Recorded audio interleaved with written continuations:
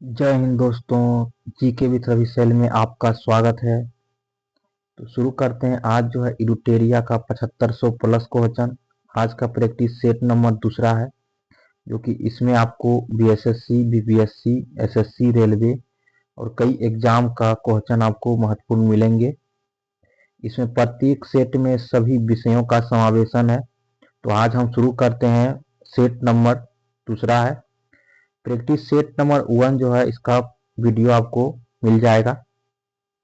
तो शुरू करते हैं 1 नंबर क्वेश्चन से। पहला क्वेश्चन है कि पाथवे टू गॉड नामक पुस्तक के लेखक कौन है। तो इसका सही आंसर हो जाएगा डी, महात्मा गांधी। कौन है? Mahatma Gandhi. Pathway to God नामक पुस्तक के लेखक कौन है? Mahatma Gandhi. Option number D सही हो जाएगा। अगला क्वेश्चन है कि निम्नलिखित अधिनियमों को उनके कला कालक्रमानुसार व्यवस्थित करें एवं नीचे दिए गए कूट में से सही उत्तर का चयन करें। पहला ऑप्शन है लेक्स लॉकी अधिनियम। तो लेक्स लॉकी अधिनियम कब आया? तो 1850 में आया लेक्स लॉकी अधिनियम। और दूसरा है कि बंगाल टेनेसी अधिनियम कब आया? तो बंगाल टेनेसी अधिनियम जो आया 1885 में आया। और तीसरा है कि आयु की सहमति अधिनियम कब आया? तो 1891 ईस्वी में आयु की सहमति अधिनियम आया। और चौथा है कि भारतीय विश्वविद्यालय अधिनियम कब आया? ये जो है 1904 में भारतीय विश्वविद्यालय अधिनियम आया था। तो इसका सही ऑप्शन हो जाएगा डी, जो है इसका सही ऑप्शन है। यानी 1, 2, 3 और 4। अब अगला क्वेश्चन है, तीसरा क्वेश्चन है कि ईश्वर चंद्र विद्यासागर ने लड़कियों के लिए किस स्थान पर स्कूल की स्थापना की थी? ईश्वर चंद्र विद्यासागर ने लड़कियों के लिए किस स्थान पर स्कूल की स्थापना की थी? तो इसका सही आंसर है ए, यानी कलकत्ता में। कहाँ पे? कलकत्ता में स्थापना की थी। अगला क्वेश्चन है कि बोस्टन टी की घटना कब घटित हुई थी? बोस्टन टी की घटना जो है कब घटित हुई थी? इसका सही आंसर है बी, यानी 1773 ईस्वी में घटित हुई थी। 1773। ऑप्शन नंबर बी सही है। अगला क्वेश्चन है, 5वां नंबर क्वेश्चन है कि नाई धोबी बंद सामाजिक बायकॉट का एक स्वरूप था जो वर्ष 1919 में। तो इसका सही आंसर हो जाएगा ए, यानी किसानों द्वारा प्रतापगढ़ जिले में चलाया गया था। क्योंकि नाई धोबी बंद सामाजिक बायकॉट का एक स्वरूप था जो वर्ष 1919 में आया। ये जो है किसानों द्वारा प्रतापगढ़ जिले में चलाया गया था। कहाँ पे? किसानों द्वारा प्रतापगढ़ जिले में। ऑप्शन नंबर ए जो है सही है। अगला क्वेश्चन है कि संगम में युग में उरेयूर किस लिए प्रसिद्ध विख्यात था? संगम युग में उरेयूर किस लिए प्रसिद्ध विख्यात था? इसका सही आंसर है बी, यानी कपास के व्यापार का महत्वपूर्ण केंद्र था।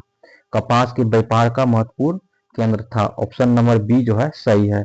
अगला क्वेश्चन है, सूची 1 को सूची 2 से मिलाना है इसमें। इसका सही आंसर है सी, जो है इसका सही आंसर हो जाएगा। यानी एक का दूसरा फुतुह उस सलातीन जो है, इसका जो है लेखक कौन है? तो दूसरा यानी अब्दुल मलिक इसामी। अब्दुल मलिक इसामी। और दूसरा है कि फुतुहात ए फिरोज शाही। फुतुहात ए फिरोज शाही के लेखक कौन है? तो फिरोज शाह तुगलक है। कौन है? फिरोज शाह तुगलक। और तीसरा है कि तारीख है फिरोज शाही। तारीख है फिरोज शाही, इसका लेखक कौन है? जियाउद्दीन बर्नी। कौन है? जियाउद्दीन बर्नी। और चौथा है कि खजैन उल फुतुह। खजैन उल फुतुह। तो इसका आंसर हो जाएगा डी, तीसरा अमीर खुसरो हो जाएगा। क्या हो जाएगा? अमीर खुसरो। अगला क्वेश्चन है, 8 नंबर क्वेश्चन है, सिंधु सभ्यता से प्राप्त मुहरों में कौन से वृक्ष की आकृति मिलती है? सिंधु सभ्यता से प्राप्त मुहरों में कौन सी वृक्ष की आकृति मिलती है? इसका सही आंसर हो जाएगा बी, यानी पीपल। कौन सी वृक्ष की मिलती है? पीपल। इसका सही आंसर हो जाएगा। अगला क्वेश्चन है कि प्रसिद्ध मराठी उपन्यास मृत्युंजय के लेखक कौन है? मृत्युंजय के लेखक कौन है? इसका सही आंसर हो जाएगा सी, यानी शिवाजी सामंत। सामंत। कौन है? शिवाजी संबंध। अगला क्वेश्चन है कि निम्नलिखित में से किस घटना ने ब्रिटिश ईस्ट इंडिया कंपनी को बंगाल सूबे का वास्तविक मालिक बनाया? निम्नलिखित में से किस घटना ने ब्रिटिश ईस्ट इंडिया कंपनी को बंगाल सूबे का वास्तविक मालिक बनाया? इसका सही आंसर हो जाएगा बी, यानी बक्सर की लड़ाई। बक्सर की लड़ाई ने मालिक बनाया था। अगला क्वेश्चन है कि जहांगीर ने किसे नादिर उल असर के खिताब से नवाजा गया है? जहांगीर ने किसे नादिर उल असर के खिताब से नवाजा गया है? इसका सही आंसर है बी, यानी उस्ताद मंसूर को नवाजा गया है। उस्ताद मंसूर को नादिर उल असर के खिताब से नवाजा गया है। अगला क्वेश्चन है कि गजनी का सुल्तान महमूद किस चोल राजा के समकालीन थे? गजनी के सुल्तान महमूद जो है किस चोल राजा के समकालीन थे? इसका सही आंसर है ए, यानी राजेंद्र प्रथम। ए नंबर सही आंसर हो जाएगा राजेंद्र प्रथम। अगला है कि अनंत राज सागर जलाशय का निर्माण किस वंश के शासकों द्वारा किया गया था? अनंत राज सागर जलाशय का निर्माण किस वंश के शासक द्वारा किया गया था? इसका सही आंसर हो जाएगा डी, यानी विजयनगर। कौन से? तो विजयनगर वंश के शासकों द्वारा किया गया था। अगला क्वेश्चन है कि मंगोल शासक चंगेज खान की मृत्यु कब हुई? मंगोल शासक चंगेज खान की मृत्यु कब हुई थी? इसका सही आंसर है सी, यानी 1227 ईस्वी में हुई थी। कब हुई थी? 1227 ईस्वी में। अगला क्वेश्चन है गिजाली किसके शासनकाल में प्रसिद्ध रचनाकार थे? गिजाली जो है किसके शासनकाल में प्रसिद्ध रचनाकार थे? इसका सही आंसर है अकबर। किसके शासनकाल में थे? तो अकबर के शासनकाल में रचनाकार थे। अगला क्वेश्चन है कि स्वतंत्रता का अधिकारों में सबसे प्रमुख अधिकार कौन सी है? स्वतंत्रता के अधिकारों में सबसे प्रमुख अधिकार कौन सी है? तो इसका सही आंसर है सी, जो है जीवन और व्यक्तिगत स्वतंत्रता का अधिकार। जीवन और व्यक्तिगत स्वतंत्रता का अधिकार जो है स्वतंत्रता के अधिकारों में सबसे प्रमुख अधिकार है। अगला क्वेश्चन है कि भारत के राष्ट्रपति एकल हस्तांतरीय मत के जरिए समानुपातिक प्रतिनिधित्व के द्वारा निर्वाचित होता है। तो इसका निहितार्थ है कि ए नंबर इसका सही आंसर हो जाएगा कि प्रत्येक निर्वाचित सांसद या विधायक के मतों की संख्या के समान होती है। प्रत्येक निर्वाचित सांसद या विधायक की मतों की संख्या के समान होती है। अगला क्वेश्चन है कि राज्य के नीति निर्देशक तत्व के संदर्भ में निम्नलिखित कथनों पर विचार करें। तो पहला कथन है कि वे न्यायालय द्वारा परिवर्तनीय नहीं है। दूसरा है कि कानून निर्माण में इन सिद्धांतों को लागू करना राज्य का कर्तव्य होगा। इसका सही आंसर हो जाएगा बी, यानी 1 और 2 दोनों जो है सही है। ये जो है न्यायालय परिवर्तनीय नहीं है। और दूसरा है कि निर्माण की इन सिद्धांतों को लागू करना राज्य के कर्तव्य होगा। अगला क्वेश्चन है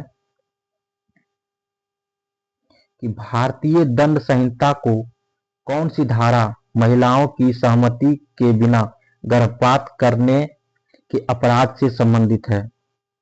भारतीय दंड संहिता की कौन सी धारा जो है महिलाओं की सहमति के बिना गर्भपात करने की अपराध से संबंधित है? इसका सही आंसर हो जाएगा बी, यानी धारा 313 जो है संबंधित है। धारा 313 ऑप्शन नंबर बी सही है।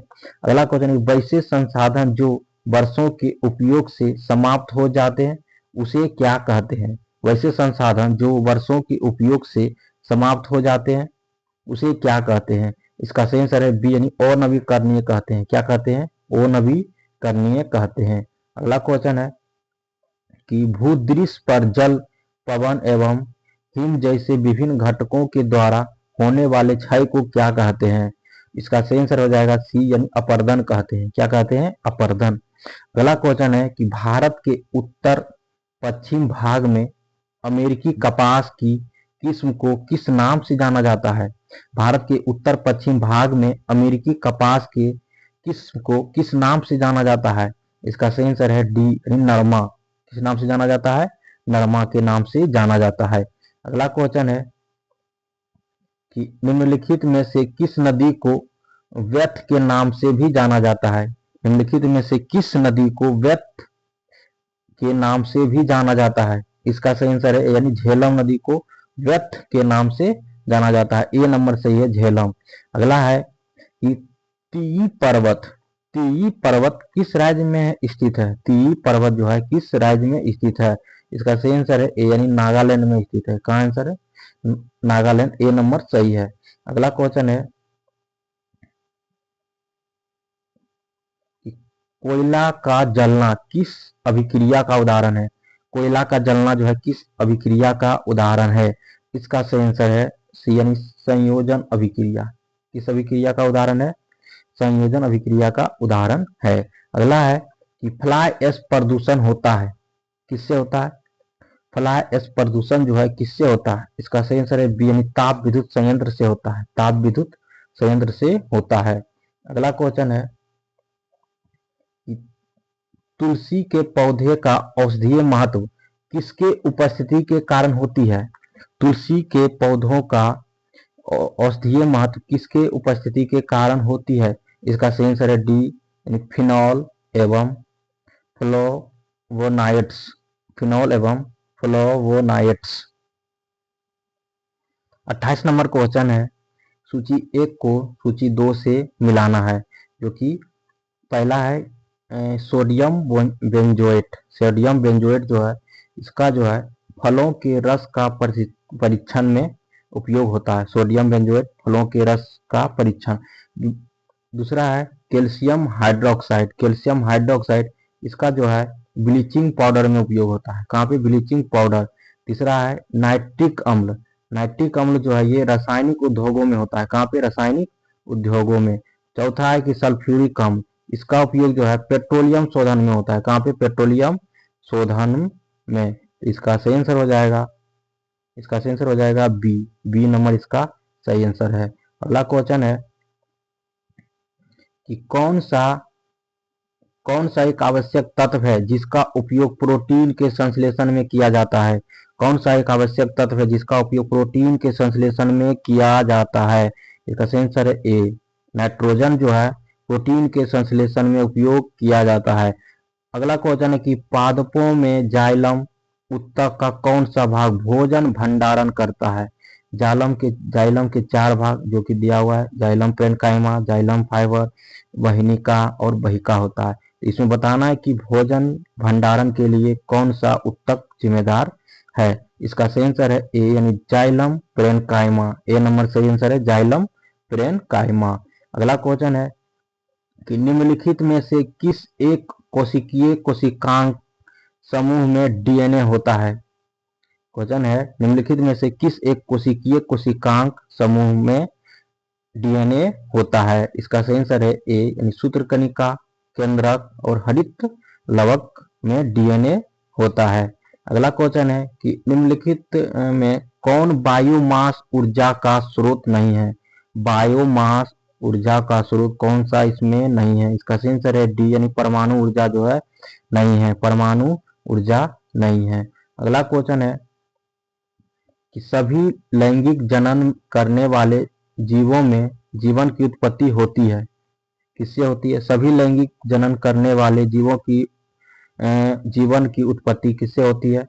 इसका सही आंसर है ए यानी एक कोशिकीय युग्मनज से। किससे होती है? तो एक कोशिकीय युग्मनज से।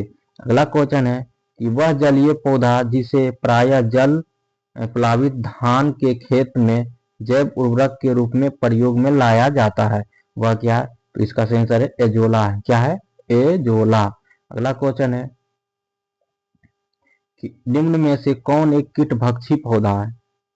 निम्न में से कौन सा एक जो है कीटभक्षी पौधा है? इसका सही आंसर है बी यानी नेफेंथिस है। कौन सा है? नेफेंथिस। अगला क्वेश्चन है निम्न में से कौन सहजीवी संबंध को दर्शाता है? कौन जो है सहजीवी संबंध को दर्शाता है? इसका सही आंसर है यानी काई। कौन दर्शाता है? काई। अगला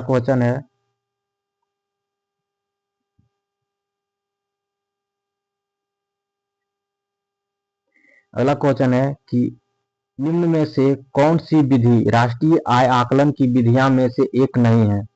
कौन सी विधि जो है राष्ट्रीय आय की आकलन की विधियां में से एक जो है नहीं है? तो इसका सही आंसर है ए यानी वितरण विधि जो है नहीं है। बाकी राष्ट्रीय आय आकलन की 3 विधियां होती है, जो कि उत्पादन विधि, आय विधि और व्यय विधि है।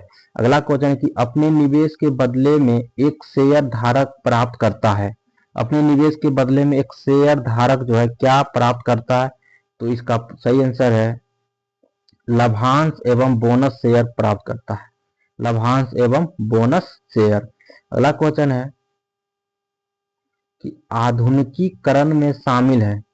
आधुनिकीकरण में जो है शामिल है, इसका सही आंसर है ए और बी दो है, जो है दोनों सही है।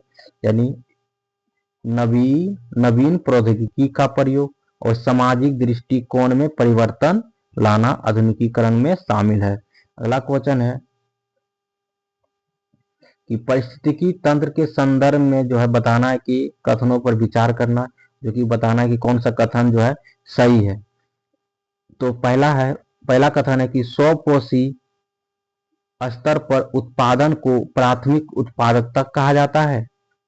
और दूसरा है कि द्वितीयक उत्पादकता का संदर्भ परपोषी स्तर के उत्पादन से होता है। तो इसका सी ऑप्शन जो है सही है, यानी दोनों कथन जो है इसका सही है। अगला क्वेश्चन है कि यामिनी कृष्णमूर्ति का संबंध किस नृत्य शैली से है? यामिनी कृष्णमूर्ति का संबंध किस नृत्य शैली से है? इसका सही आंसर है ए, यानी कुचिपुड़ी से है। किससे है? कुचिपुड़ी से। अगला क्वेश्चन है, इसमें बताना है, क्वेश्चन है निम्नलिखित घटनाओं पर विचार कीजिए और इन्हें सही कालानुक्रम के व्यवस्थित कीजिए, सबसे पहले से प्रारंभ करते हुए और आखिरी तक बताना है। तो जो है पहला है कि पाई मेसोन। तो पाई मेसोन की खोज कब हुई? तो पाई मेसोन की खोज हुई थी जो है 1947 में। कब हुई थी? 1947 में। और दूसरा है कि न्यूट्रॉन की खोज। तो न्यूट्रॉन की खोज हुई थी 1932 में। 1932 में न्यूट्रॉन की खोज हुई थी। तीसरा है इलेक्ट्रॉन की खोज। इलेक्ट्रॉन की खोज कब हुई थी? 1897 में हुई थी। कब हुई थी? 1897 में। और चौथा है कि प्रोटॉन की खोज। प्रोटॉन की खोज जो है 1917 और 1920 के बीच में दिया रहता है। तो इसका सही आंसर हो जाएगा 42 का सही आंसर हो जाएगा सी, यानी पहले तीसरा 1897, उसके बाद चौथा 1917 और 1920 के बीच, और उसके बाद दूसरा 1932 और सबसे अंतिम पहला पाई मेसोन 1947। अगला क्वेश्चन है कि निम्नलिखित में से किस राज्य में हर वर्ष इको रिट्रीट महोत्सव आयोजित किया जाता है? इको रिट्रीट महोत्सव जो है किस राज्य में हर वर्ष आयोजित किया जाता है? इसका सही आंसर है ओडिशा में। कहाँ पे किया जाता है? ओडिशा में। अगला क्वेश्चन है कि दहेज निषेध अधिनियम किस वर्ष पारित किया गया था? दहेज निषेध अधिनियम जो है किस वर्ष पारित किया गया था? इसका सही आंसर है 1961 में जो है दहेज निषेध अधिनियम पारित किया गया था। अगला क्वेश्चन है कि राजा ललितादित्य ने किस राज्य पर शासन किया था? राजा ललितादित्य ने किस राज्य पर शासन किया था? इसका सही आंसर है बी, यानी कश्मीर पर। कहाँ पे? कश्मीर पर शासन किया था।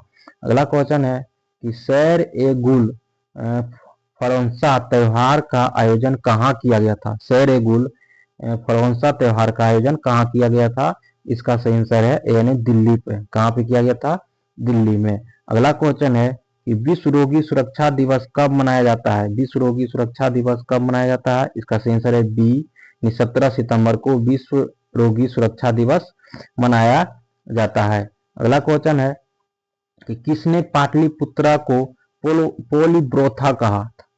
किसने पाटलिपुत्रा को पोलीप्रोथा कहा था? इसका सही आंसर है ए, यानी मेगास्थनीज ने कहा था। किसने कहा था? मेगास्थनीज। अगला है कि निम्न में से कौन सी पावर लोकल एरिया वायरलेस संचार तकनीक है? निम्न में से कौन सी पावर लोकल एरिया वायरलेस संचार तकनीक है? इसका सही आंसर है ए, यानी ब्लूटूथ। क्या है? ब्लूटूथ। अगला क्वेश्चन है कि किसे कृत्रिम बुद्धिमत्ता का जनक कहा जा सकता है? किसे कृत्रिम बुद्धिमत्ता का जनक कहा जा सकता है? इसका सही आंसर है बी, यानी जॉन मैककार्थी। क्या हो जाएगा? John McCarthy. कुछ स्मरणीय तथ्य दिया हुआ है जो काफी इंपॉर्टेंट है, इसे देखते हैं कि नक्काशीदार ईंटों का प्रयोग साक्ष्य प्राप्त हुआ है। कहाँ से हुआ है? कालीबंगन से हुआ है। अगला है कि नर्तकी की कांस्य मूर्ति का साक्ष्य प्राप्त हुआ है। कहाँ से हुआ है? तो मोहनजोदड़ो से हुआ है। अगला है शवों को दफनाने की प्रथा का प्रचलन हड़प्पा में था। कहाँ पे? हड़प्पा में। अगला है कि शवों को जलाने का प्रथा का प्रचलन कहाँ था? तो मोहनजोदड़ो में था। दफनाने का प्रचलन हड़प्पा में, जलाने का प्रचलन मोहनजोदड़ो में। अगला है कि 3 मुख वाले देवता की मूर्ति प्राप्त हुई है मोहनजोदड़ो से। 3 मुख वाले देवता की मूर्ति प्राप्त हुई है मोहनजोदड़ो से। अगला है कि मिट्टी द्वारा निर्मित हल का साक्ष्य प्राप्त हुआ है बनावली से। कहाँ से? बनावली से। अगला क्वेश्चन है कि उन्नत जल प्रबंधन का साक्ष्य प्राप्त हुआ है धौलावीरा से। कहाँ से? धौलावीरा से। अगला है कि शैलकृत स्थापत्य के प्राचीनतम प्रमाण प्राप्त हुआ है धौलावीरा से। अगला कि वैशाखरापकालीन स्थल जो 3 भागों में विभक्त है तो उसे कहाँ पे? तो धौलावीरा। दोस्तों बहुत ही कम समय में आपको 50 क्वेश्चन देखने को मिलेगा। तो अगला सेट हम अगले वीडियो में देखेंगे। सेट नंबर जो रहेगा तीसरा। तब तक लिए जय हिंद, धन्यवाद।